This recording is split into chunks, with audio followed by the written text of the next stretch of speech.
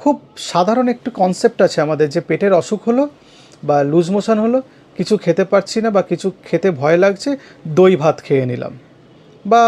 অনেকের কিছু মনে হলো যে পেটের একটা গোলমাল হয়েছে, এটা লুজ মোশন হচ্ছে, একটু লেবু চেপে ভাতের মধ্যে সেটাকে চটকে তার মধ্যে অল্প একটু দই দিয়ে খেয়ে নিলাম, বা একটু চিনি ভাত তার সঙ্গে একটু দুধ মেখে খেয়ে নিলাম, পেটের খারাপ। আপনাদের বলি যে দুগ্ধ জাতীয় দ্রব্য বা ডেয়ারি প্রোডাক্টসগুলো আমাদের পেটের স্বাস্থ্যের জন্য খুব একটা ভালো না। যে দইয়ের মধ্যে যে গুড ব্যাকটেরিয়া থাকে, প্রোবায়োটিক থাকে, সেটা আমরা জানি, কিন্তু দইয়ের মধ্যে তো ল্যাকটোজও থাকে এবং অন্যান্য অনেক জিনিস থাকে যেগুলো পেটের ইনডাইজেশন করতে পারে, গ্যাস্ট্রোইসোফেজিয়াল রিফ্লাক্স করতে পারে, অ্যাসিডিটি বাড়িয়ে দিতে পারে বা গ্যাস্ট্রিকের প্রবলেম বাড়িয়ে দিতে পারে। সুতরাং পেটের কোনো সমস্যা হলে দুগ্ধ জাতীয় দ্রব্য একটু কম খাওয়া ভালো, পারলে এড়িয়ে যাওয়া ভালো। কিন্তু এই বন্ধ করতে বলছি না, পেট যখন ভালো থাকবে তখন আবার খাবেন, কিন্তু পেট খারাপ হলে যে দই ভাত খাবার প্রবণতা বা দই খাবার প্রবণতা, এটা বোধহয় ঠিক